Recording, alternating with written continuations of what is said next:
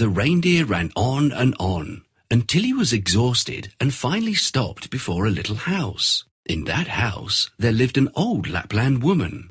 When she saw how cold and tired they looked, she immediately invited them inside. "Why is a little girl riding all by herself on a reindeer?" she asked. Gerda was too weak to answer, so the reindeer told her everything. "Oh, you poor thing," the Lapland woman said with pity. "Didn't you know that the Snow Queen has left for Finland? That's where her country house is, and you have a long way to go. At least another 100 miles. Gerda looked very crestfallen, and the Lapland woman said kindly, "Don't fret, little one. My good friend lives in Finland. I'll give you a letter explaining everything, and she will be glad to help you. But first, warm yourself and have something to eat." Gerda warmed herself by the fire and ate well. The Lapland woman wrote something on a dried fish and gave it to her. Then the woman lifted Gerda back onto the reindeer's back and tied her on safely, and the reindeer took off at once. Before long, they were trotting through Finland, and soon they found the friend's house. The house had no door, but a large chimney, so they knocked at the chimney. When the Finland woman opened the door, they were greeted by a blast of heat. It was very warm inside, and Gerda soon had beads of sweat on her forehead. The Finland woman was dressed in light clothes, and she made Gerda remove all her layers as well. Gerda enjoyed the warmth and then handed over the fish. The Finland woman read the message and nodded. "I know you have many magical powers," said the reindeer politely. "Can you please give this little girl a magic potion or spell to help her defeat the Snow Queen and get her friend back?" Kay has changed now, she said. He has settled down happily with the Snow Queen, and he won't leave her even if Gerda manages to rescue him.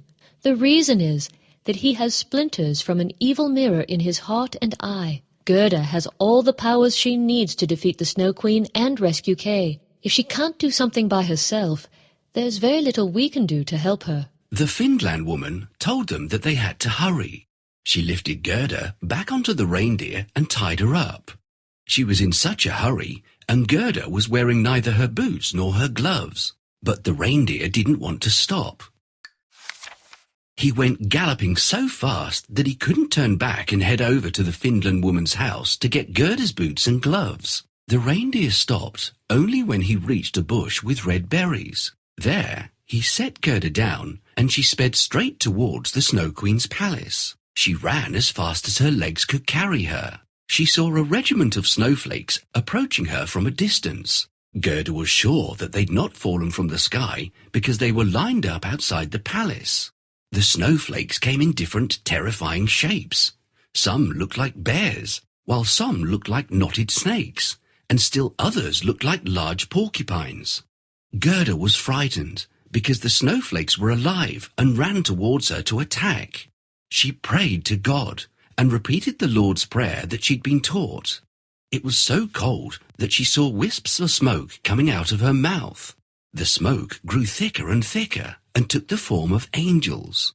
The angels had spears and shields in their hands, and by the time she'd finished saying the prayer, there was a legion of angels all around her. The angels thrust their spears at the snowflakes. The snowflakes shattered into 1,000 pieces. Gerda walked on bravely. The angels patted her gently on the head, and quite miraculously, Gerda found the cold much more bearable. "Hello, travelers. What brings you here?" "This girl is looking for her brother. The Snow Queen took him to her palace. We need to find that palace."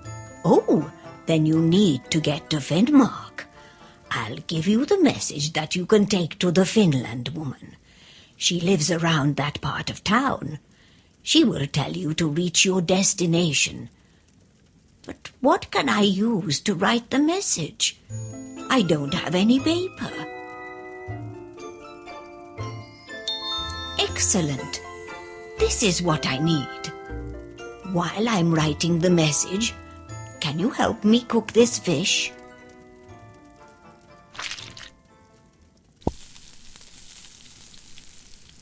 The fish is cooked.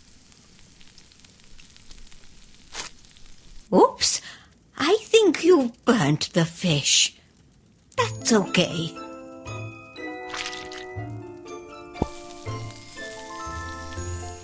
The fish is cooked.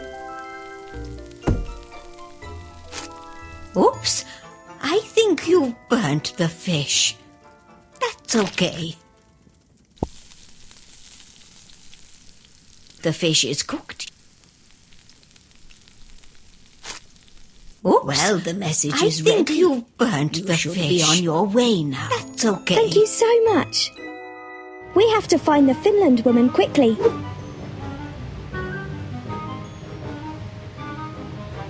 Be careful.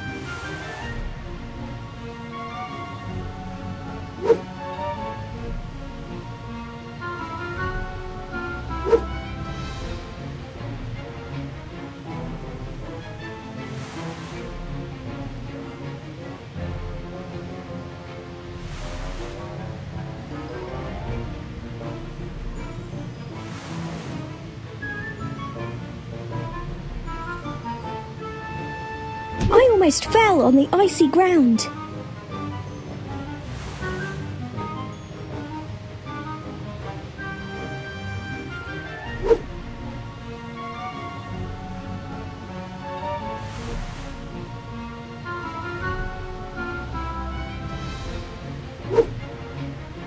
Hooray! We're here! The Lapland woman said that we should give you this message. Well, let me see the message. All right, I think I know what to do.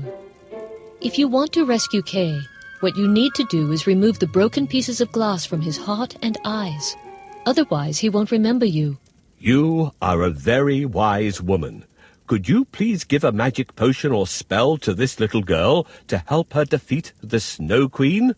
She already has a great power. She traveled halfway around the world. People and animals are eager to help her. Her greatest power is her big, kind heart. This power alone can rescue Kay. There is no need for any other spell or potion. All right, but what should we do next? Go to the Snow Queen's garden right away. There's no time to lose. It's not far from here. Ride directly to the north. All right. Thank you very much.